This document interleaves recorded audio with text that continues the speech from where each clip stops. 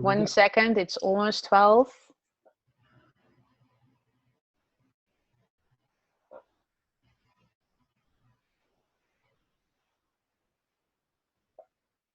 Okay. It's 11, no, it's 12 o'clock.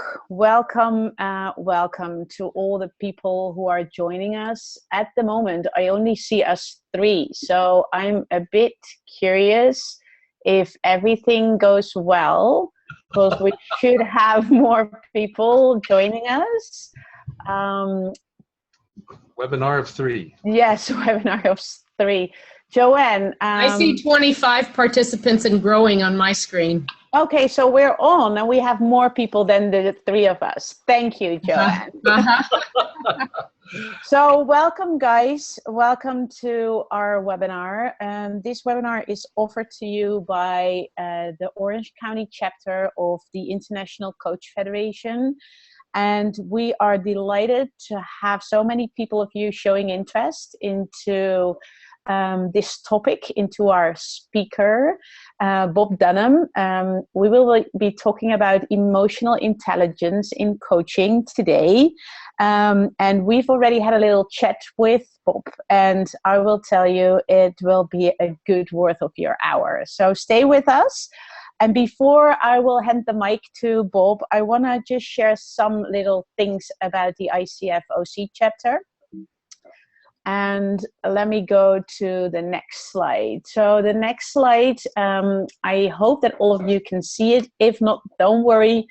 I'll talk you through it. But if you can, you'll see the flyer of our May event, May 20th. So we have events. Well, we had events almost every month last year. And we changed a bit of our strategy. So this year we're mixing up our live events with the webinars, which we have today, and we decided to organize a bigger event, which was so cool. And all of the board members are still so full of it because it was a big risk we took. It was a big challenge. It took a lot of energy, but it gave us so much fulfillment to be able to put together something big. We had 4 speakers, and why am I sharing this? Because we, as the board of the ICF OC for 2016, just want to thank all of the participants and all of the speakers for helping us out, for giving us the trust, and for making something big as this was. And yeah, so we're looking back on something really amazing. And having said this, we're actually closing off the first 6 months of 2016. And what does that mean? It means we're ready to look ahead because the next 6 months are at the doorway. And that's why I'm sharing the next slide with you guys. It's a slide that has content on it which shows our strategic thinking. So it's not carved in stone. Some of it is the last 6 months, but it's kind of to show you that we haven't stopped working after our big event. We did needed a little break. Yes, we did. But we are still full of energy trying to create a calendar for our members, for the Coach Curious, for just everyone who wants to connect with us, to provide you with relevant information, to get you inspired, and to connect with you guys. Because I think that's an important thing as well. We just want to connect with each other because the power of human interaction, right? That was the theme for our big May event. You know, magic happens when we connect and when we interact. So we have like 6 more events lined up. We're not sure if everything will be as is on the calendar as you see now on the slide, but stay with us. Check out all our events on our website and social media to be able to sign up for our events. And that's why I'm showing you the next slide. I know people who've been connecting with us are like, really? That slide again? Yes, this slide again. Just to remind you that we're still active on 4 social media platforms. So please, you know, if you want to get some info, if you want to connect with us, Facebook, Instagram, Twitter, and LinkedIn. This is how you can either help us, because we always are looking for volunteers.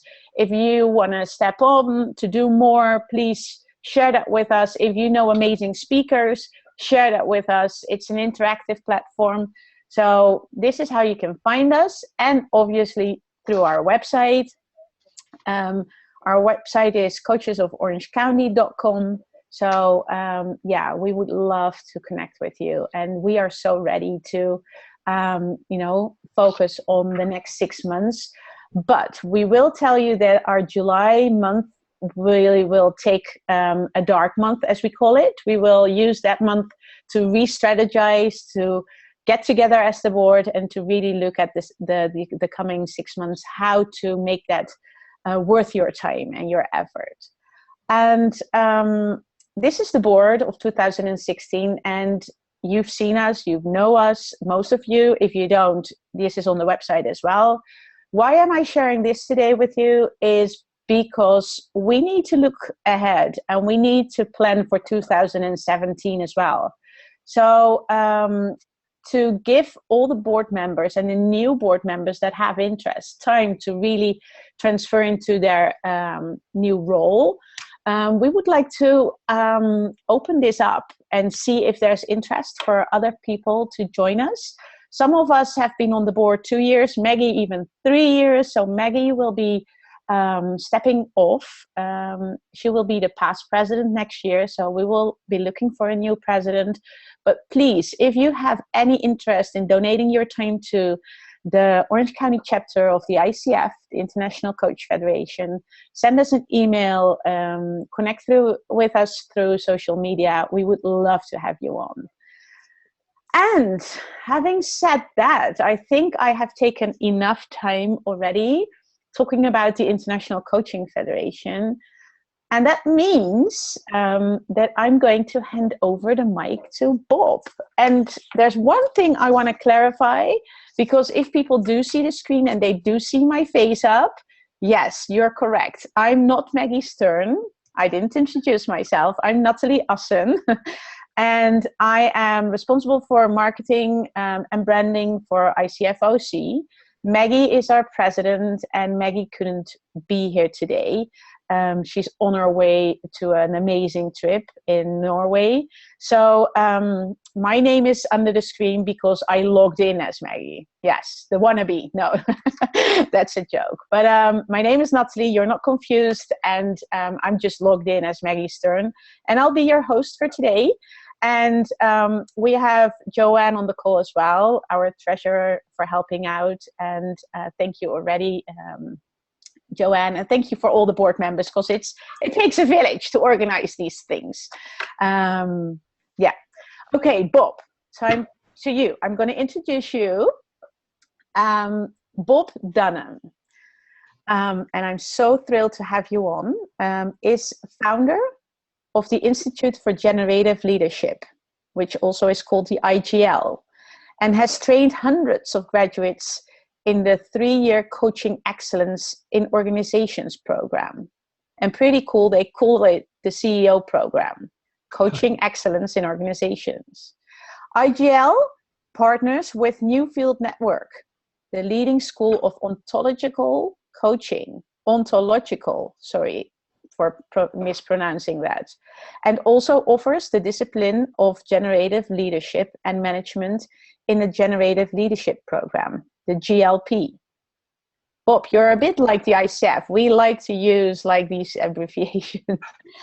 Bob's experience as a corporate executive and COO of startups informs over 30 years of coaching, consulting, research, and development of action and result-based practices for effective leadership, management, and teamwork.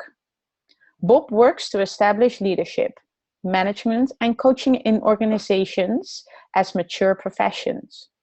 Bob clarifies the human foundations of leadership and coaching in the Path to Possible framework. So, Bob is the leading authority of coaching in organizations, and he's also the co-author of The Innovator's Way. And he's the founder of the Institute for Generative Leadership. The power of possible. Isn't that a great, great phrase? And before I really hand over the mic, there's just two things I want to share with you as well. Just to give him even more credibility than what I just shared with you. He holds 2 degrees from Stanford University, which is pretty amazing. And has studied the discipline of embodied learning and leadership extensively with Dr. Richard Heckler and others. And another thing, and I asked Bob if it was okay to share that because it really drew my interest.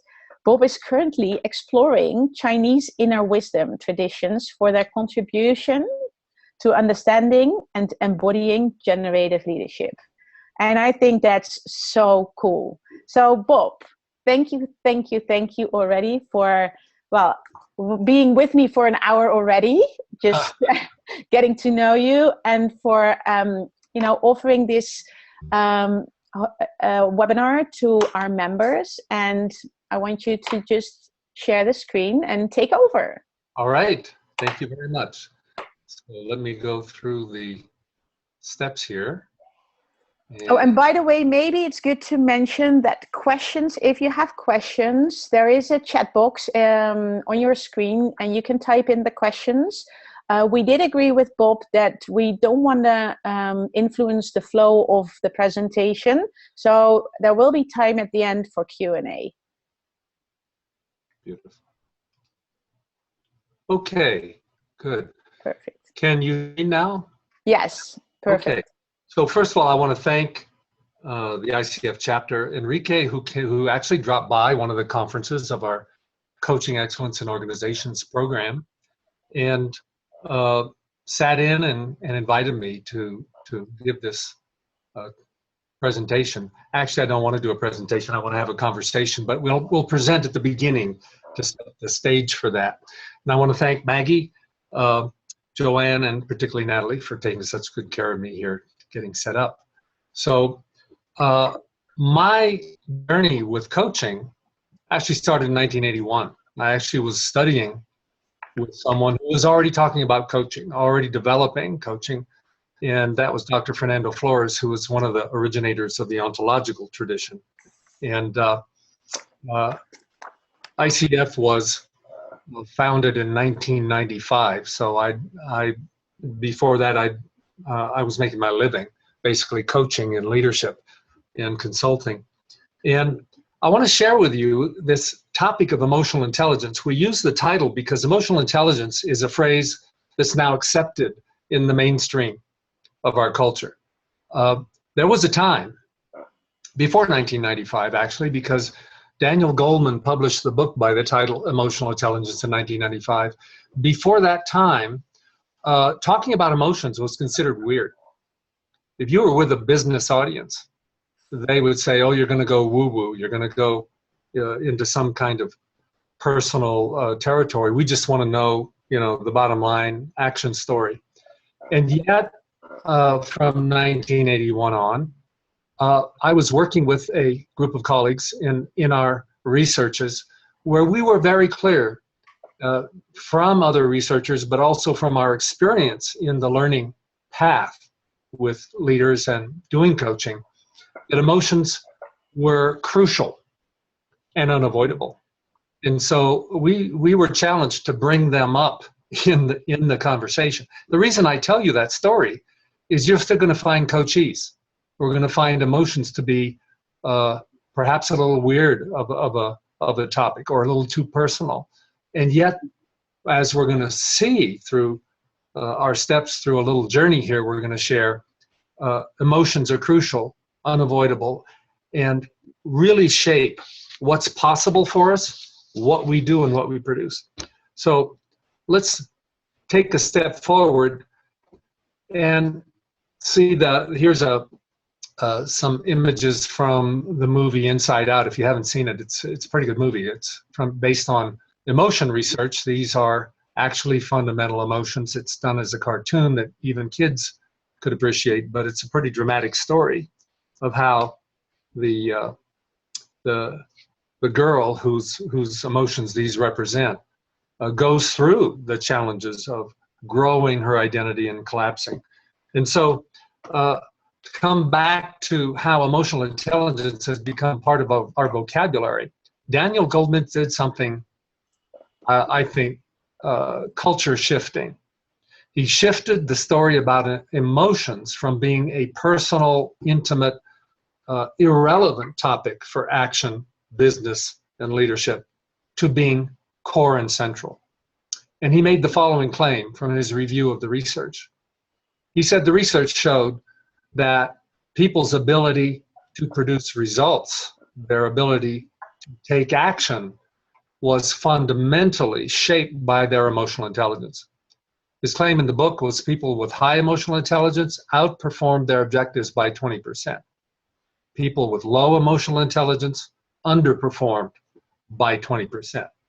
That's pretty important stuff. And so that's why emotional intelligence is an accepted topic now in the business world.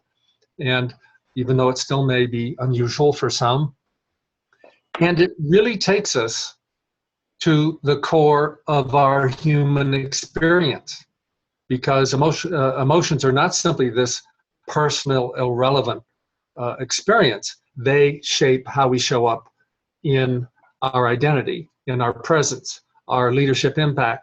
But it's not simply a pragmatic, it's also the very foundation of our experience of life, of the meaning of life, of whether we have a valuable experience, which is challenging for many people in the workplace. So you certainly have your last conference, you had a speaker on emotional intelligence. The book is available. I want to go with you in this conversation a level deeper. And when we talk about the generative tradition, the Institute for Generative Leadership, the way we use the term generative is we're talking about something that we can see and do that when we engage with it can produce a desired result. So when we learn tennis, we can't just think about tennis. We have to actually embody tennis. Coaching is a performance art. Leadership is a performance art. Teamwork is a performance art. They can have some insight from new models and understanding, but we have to be able to do them. So we're going to look at what do we really need to pay attention to become more powerful performers, coaches, to help people with this dimension of life and action that's always going on of emotions. So emotions shape our experience.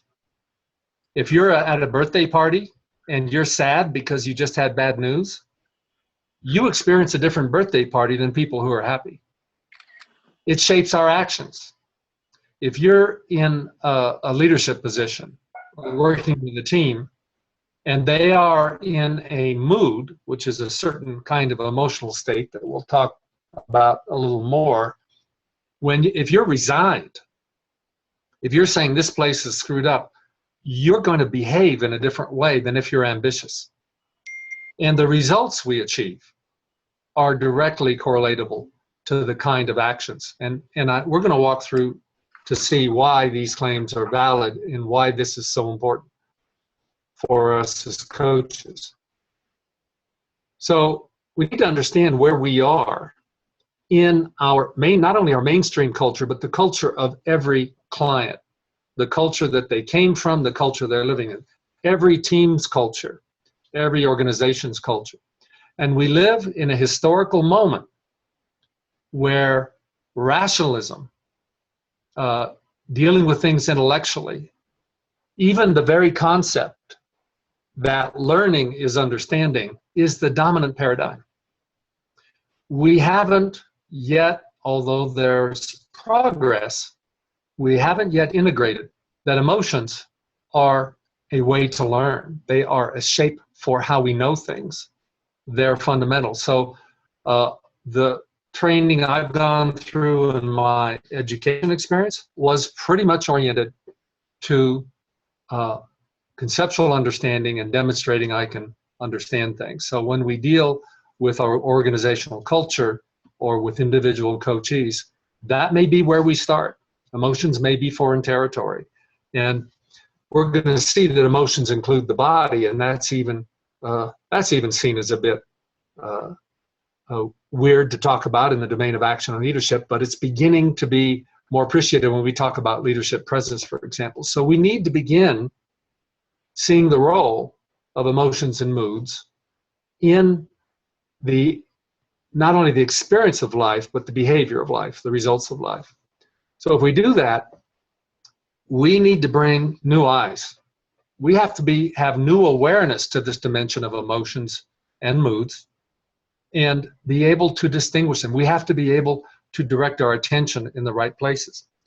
We're going to find that our coachees, when we have the eyes to see that, we're going to begin to see that how they respond to situations, how they bring themselves to situations, has an emotional shape that opens and closes possibilities. So let's begin by understanding that emotions are part of our physiology. If we go to the popular topics of neuroscience today, neuroscience is captivating. It helps us explain why we experience things a certain way. It helps us understand.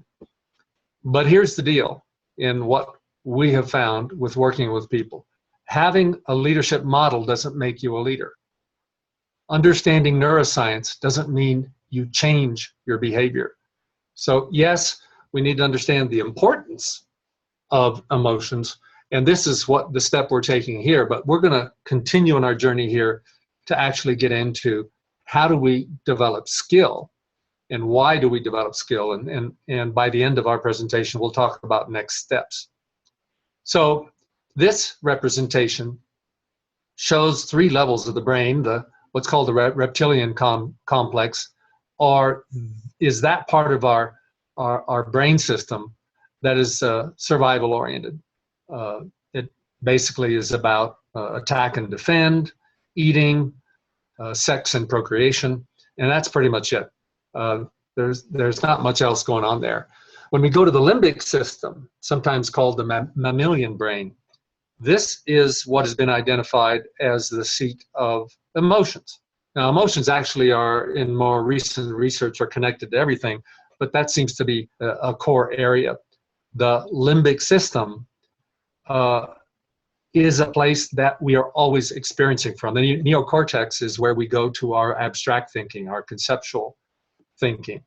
And our tradition over the past several hundred years has privileged the neocortex, has privileged conceptual understanding because we've seen it change the world. We've seen the rise of science, the power of technology. We've been changing the world with the neocortex, and emotions were kind of prejudiced as being in the way. They were considered the passions.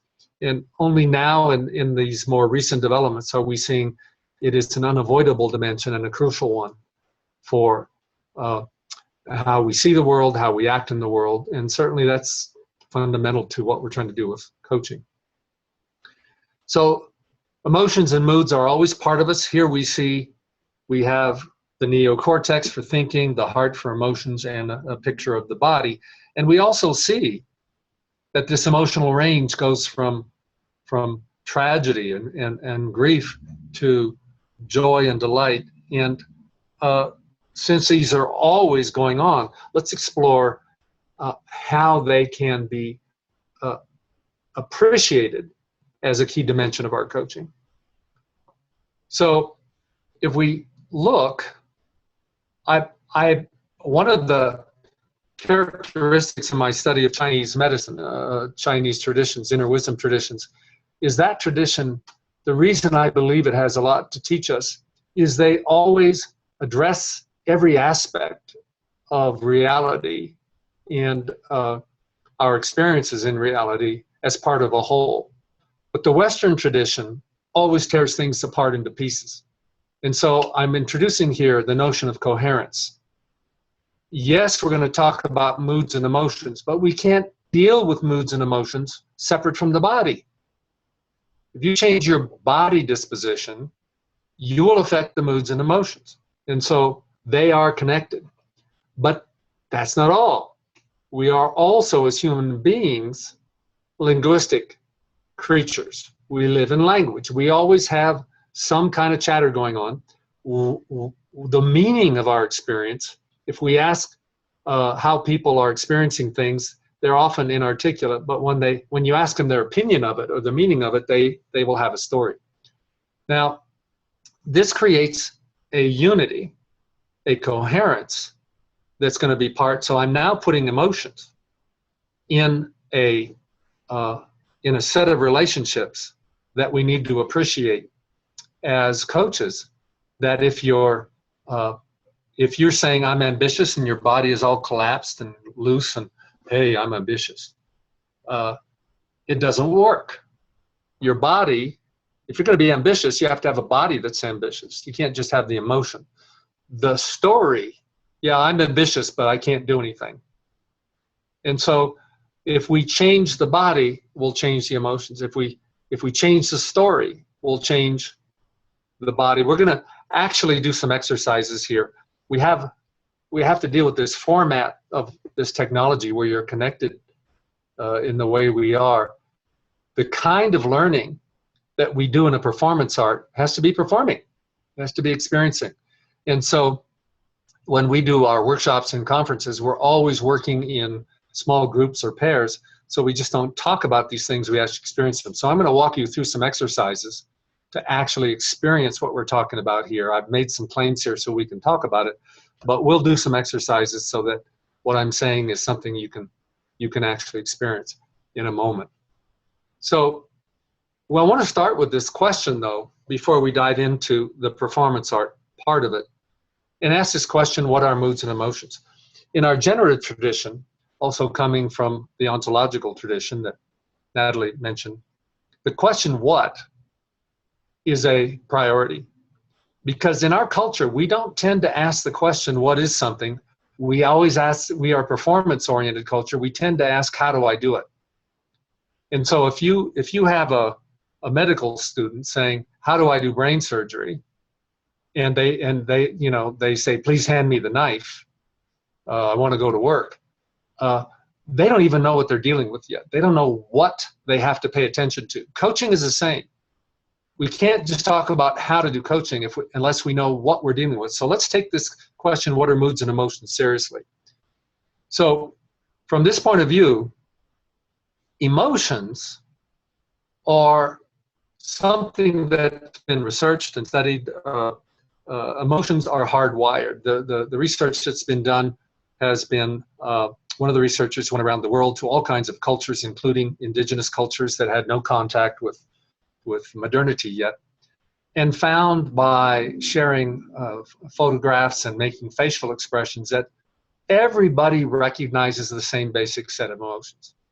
So it's part of our makeup, and some people are trying to understand why we have them, but they're certainly part of communication. But what we can say about emotions in the way that we're going to talk about them is that what we're identifying as emotions is that emotions are almost always a reaction to an event. When was the last time you were happy? And the story you're going to tell me is, well, this happened and I got happy. Now, the other aspect of emotions is they tend to be short-lived. Sometimes you're happy because you got a raise, and a few weeks later, it's just normal. You're not happy anymore. Or I'm happy to see a friend, and that may last for a beer, and then that goes away. So that's kind of our emotional territory, and it's important for coaching because for ourselves, how do you react to your coachees when they have an intense, energetic or emotional event going on? Can you manage yourself?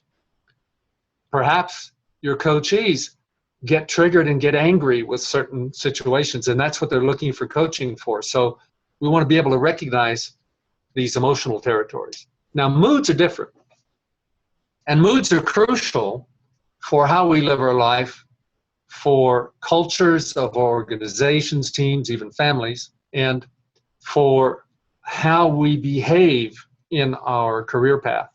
So how is a mood different from emotions?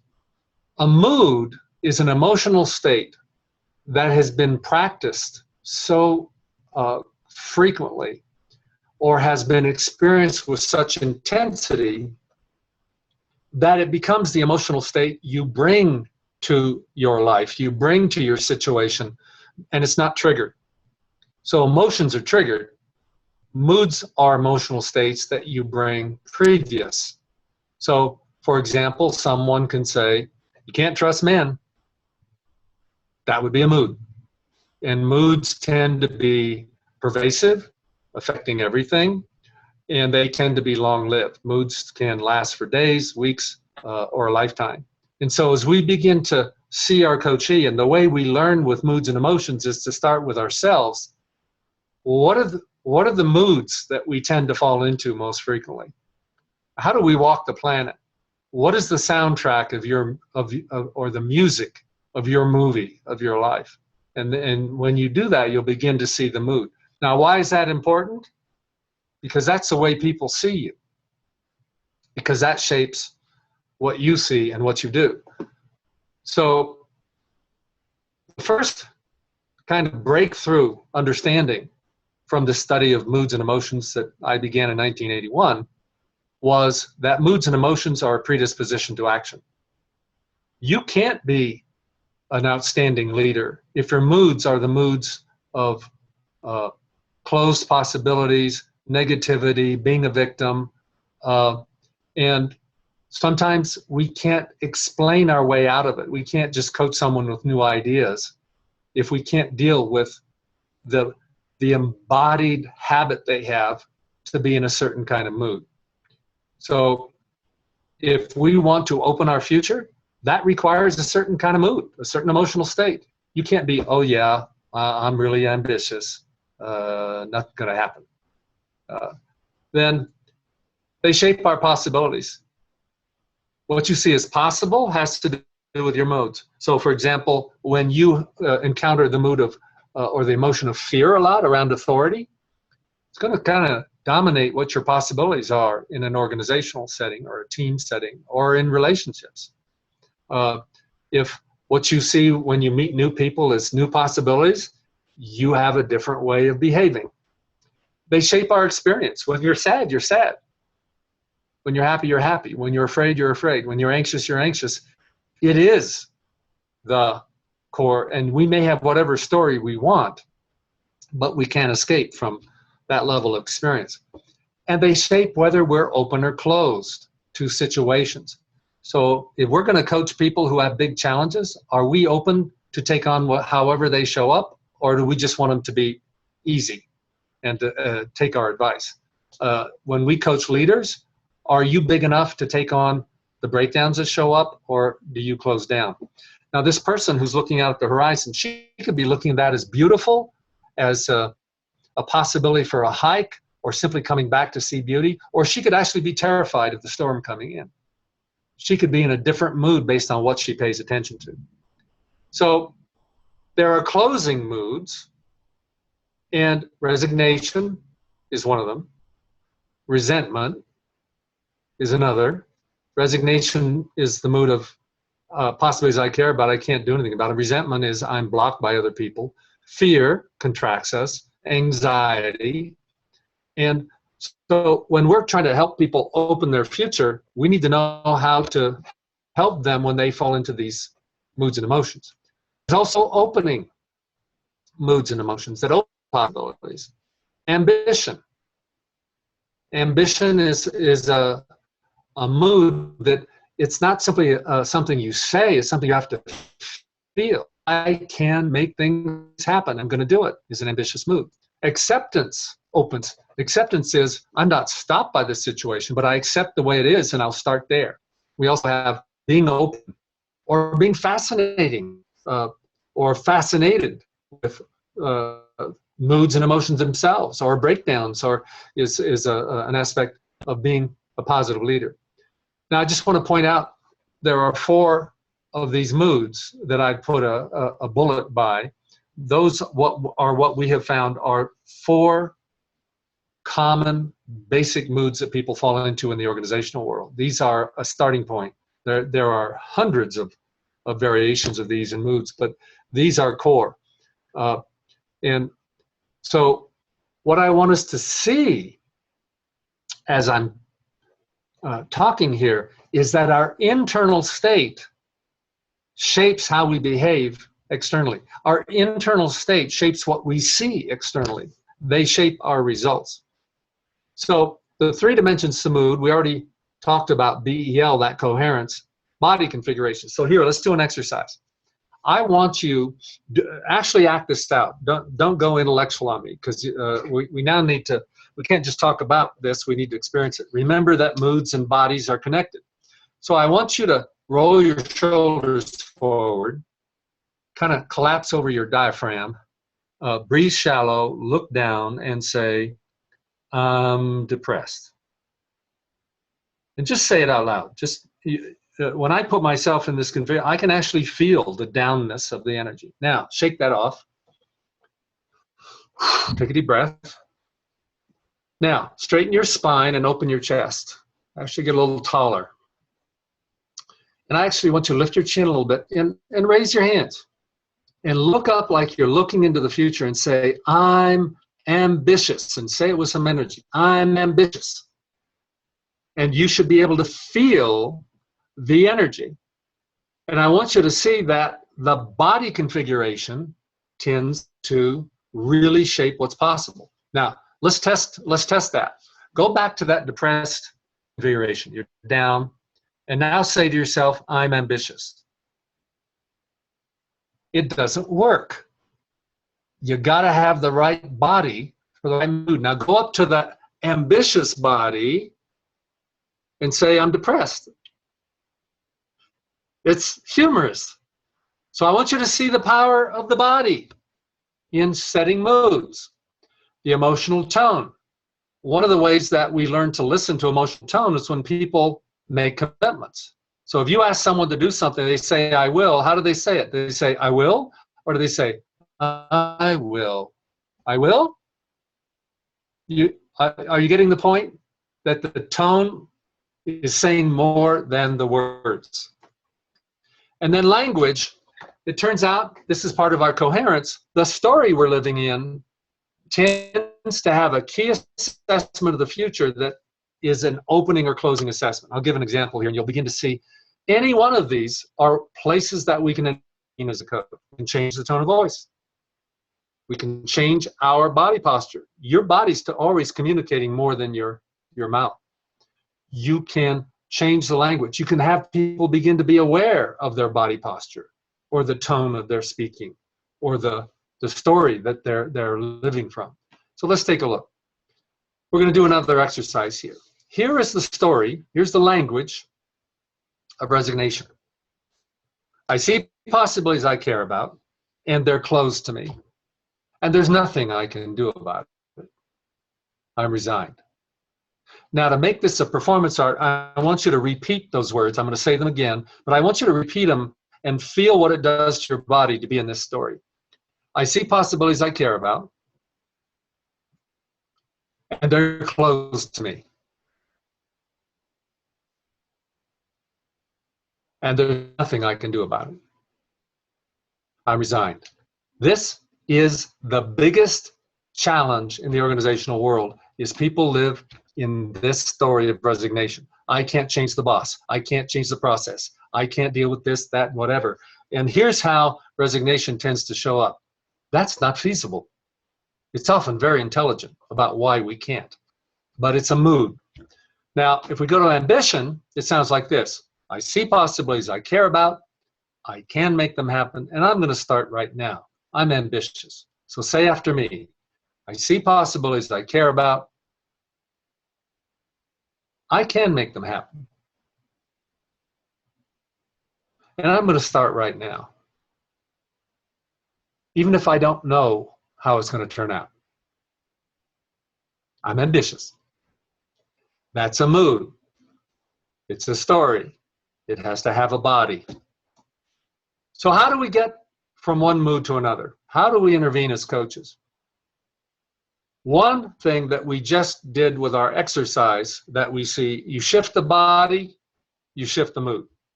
And when we do our work in our conferences, we spend probably a third of our time in exercises so that we can actually learn it in the body, because conceptual won't be enough. We shift the story in the assessment people live in. One of the common stories that people live in this culture is, I'm not enough. They never say it, but you can listen in the way they talk about themselves and their situation. Another story is, I have to be perfect. What a mood for suffering that is. Or I have to please people. And so if intervening with the body posture is not going to be appropriate for a client, you can begin to say, here's what I'm listening, the story you're living in is all about. And usually when you name it, they will agree. They'll tell you that story. Then the coaching is, how do you change the story, but change it really? Perfection is impossible. So why are you living in a story I have to be perfect? If you're in a story that I'm not enough, you're a human being. It's enough to be alive and a human being.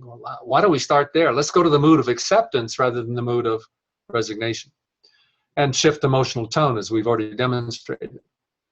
So here's some skills. Here's things that you can do, you can practice, you can begin to work with in your working with moods and emotions. I'm just giving you a sample, but if you just work with one or two moods or emotions, it can make a big difference.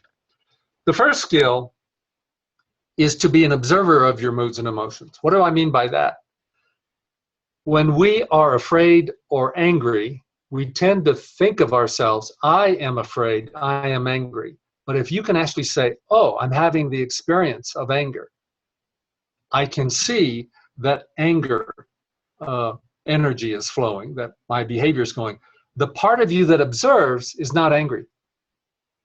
This is also rooted in neuroscience, but I don't want to go there. I want you to go to the experience. The part of you that observes yourself being fear is not afraid. Most people, when they're triggered, don't go to the being the observer of their experience, and they get trapped in it. So that's something you can practice yourself. And if it's new and it's not easy to do, keep a journal. Start observing after the fact, and you'll get better and better at it. Why is that important? The part of you that's observing your fear and not afraid can choose to do something different than act afraid. And that's where sometimes we call that courage.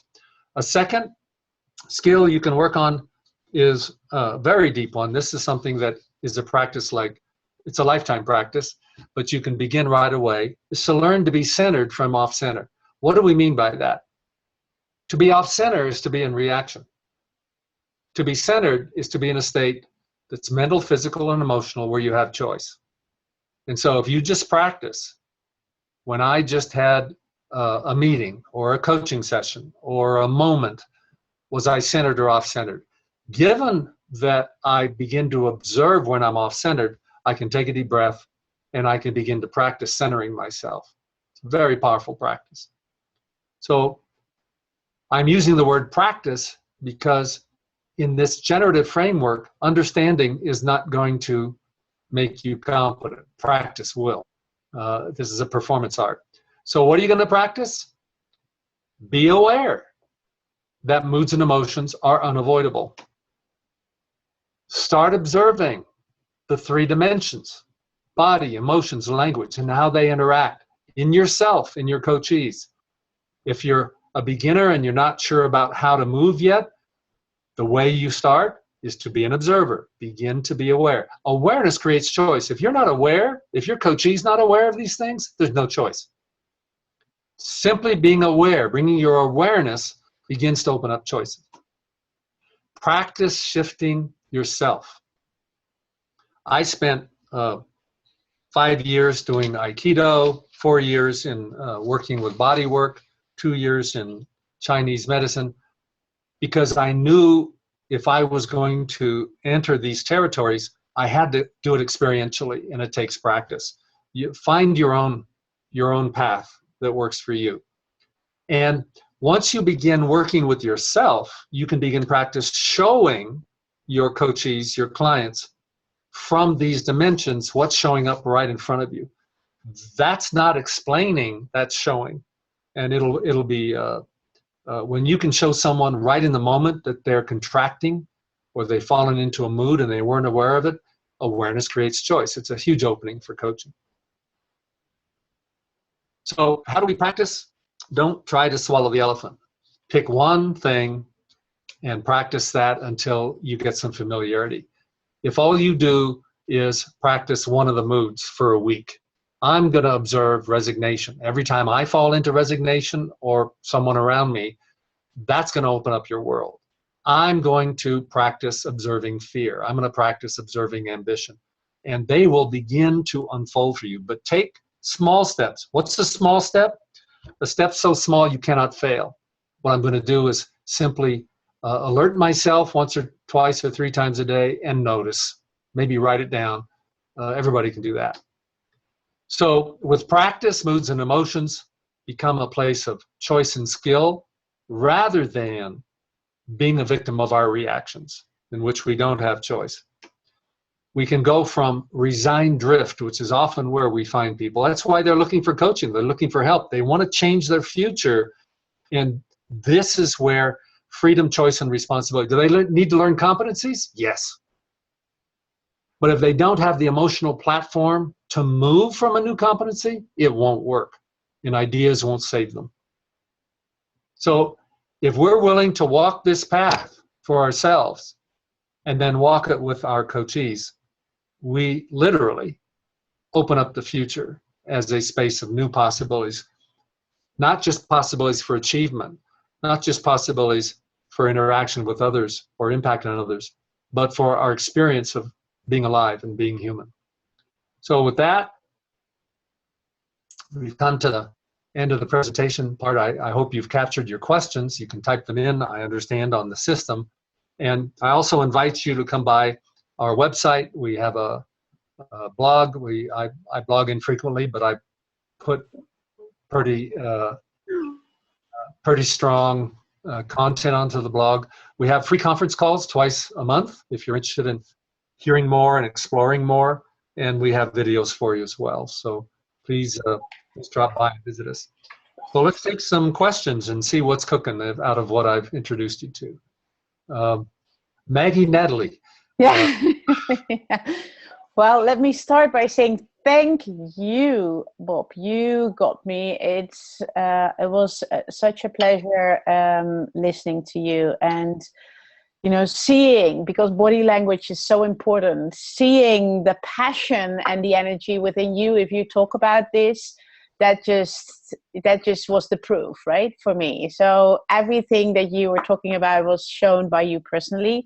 I have one question here. How do you explain to a coachee that they always have a defeated look on them? Yeah. This is a kind of question I often get from coaches because we are so unfamiliar with in our culture as well as in our coaching training with talking about bodies. And when we make a reference to body, it could, depending on the background you've built with your coachee, it can show up weird or too personal. And so as you work with someone and get to know them, you know, one thing we do as human beings is we kind of feel each other. We kind of get, where's this person from and how are they operating? So you begin to feel the appropriateness. When I work with people, I'm asking, what do you really want? What are you really after here? What's really at stake for you? Because I'm very clear that your awareness of these kind of dimensions creates choices. And if you're not aware and if you don't take on skills in these areas, you don't have choices. And so I'm always in the mood, your life's at stake here. I'm not just providing advice. I'm not just coaching a little bit. I'm actually observing how you are as a human being and how you work with your creative capacity as a human being. So I really ask people, what are you really committed to here? What are you really asking me to help you to do? And is this something that you're really willing to go into? And And when I see that their moods and emotions or their body or their face or whatever is part of what's showing up, I ask for permission. Are you willing to work in areas that I can show you that you're not aware of, but that will really open up possibilities for you? And I may make assessments or point things out, but this will be to help you, not to criticize you. And so, for example, if someone was really trying to be a better leader, or have more leadership presence, or have more impact in their communications, and I had that agreement, that trust background, I would bring that up. And here's something that you probably don't know or haven't paid attention to, and perhaps no one's ever told you, but you have this look on your face that kind of looks defeated. It's a habit that you've ingrained. And so when you show up trying to really invite people to go forward with you, it's not very inviting. So given this principle that awareness creates choice, I want you to become aware of this. First of all, do you agree? Do you actually accept what I say? I've actually had people look in the mirror. I've actually had people look at yourself as you're talking to me. Now, do you see what I see? And how would you interpret someone else if that's what you were seeing, the way that they have learned to move in their body? And so the first step is to produce the trust to even bring in these kind of observations. The next step is to have people, that's what I refer to as showing. I don't want to explain my opinion about your face. I want you to see it. I want you to feel it. I might have them smile and then go back to the normal state, so they begin to have a sense of something that they haven't paid attention to. And I keep them in the mood. Awareness creates choice. And we're not doing this to be weird. We're actually, this is important. This is really important for your future and your identity. And do you agree? I always check in. I'm never just, and if they, I would say 95% people get it very quickly. And those who resist, I say, okay, we'll come back to it. And I wait for the moment in their actual behavior to show them something that they're not aware of. This notion of awareness creates choice is incredibly powerful. It is. It definitely is. And I think you answered that pretty amazing. That is. Bob, there are a few more questions. Sure. Let's just take the one from Scott. He says, I do a lot of coaching by telephone. You develop a sixth sense for emotional content and, of course, language. What do you think are the pros and cons of this? Well, a lot of coaching happens today by phone. Of course, if you can do video, I mean, there's lots of media now available with video, like Zoom, we're on right now, Skype and others.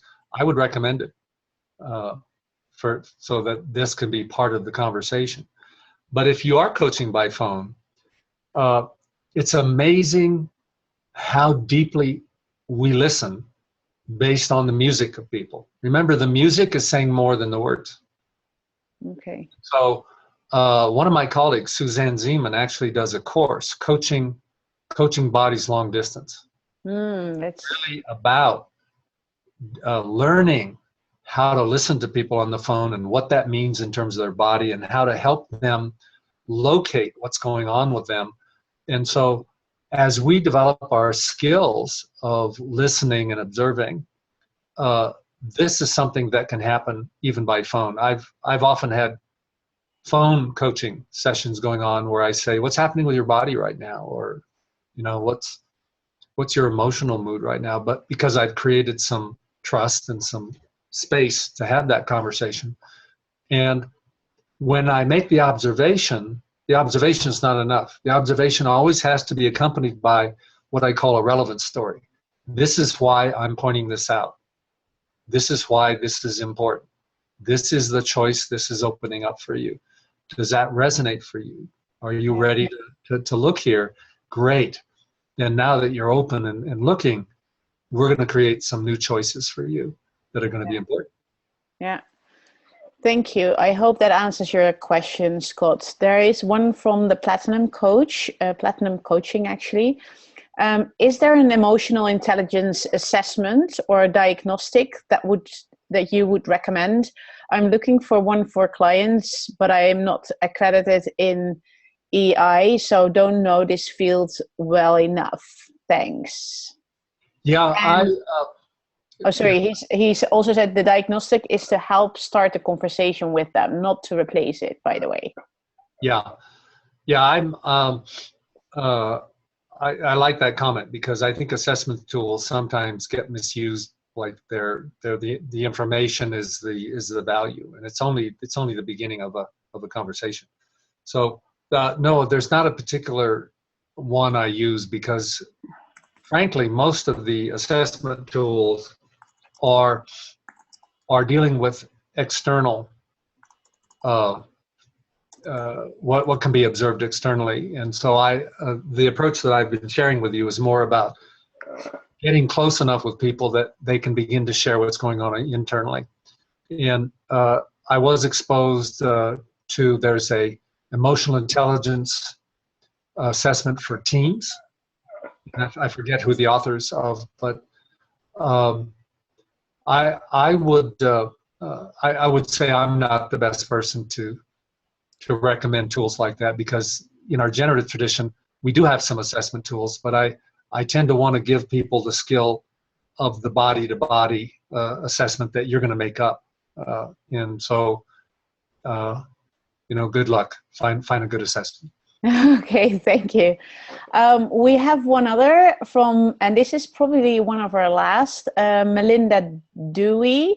The heart math system empowers clients to come into heart-brain coherence, which changes the person's perspective, reactivity, objectivity, performance, etc., and allows the higher brain and intuition to come into psych. They learn, well, it's SYCH. They learn to get coherent and then are very coachable, empowered, and eager for more. Have you explored that in your coaching? I haven't. Again, with heart math, I've been practicing with body-to-body work. So we attempt to do the same thing through your own presence, through your own resonance, through your own what we would call blending with the client.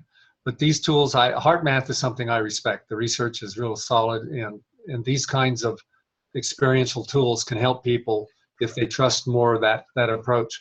So I would fully expect that works really well. This whole notion of trying an experience and finding that coherence is huge for people.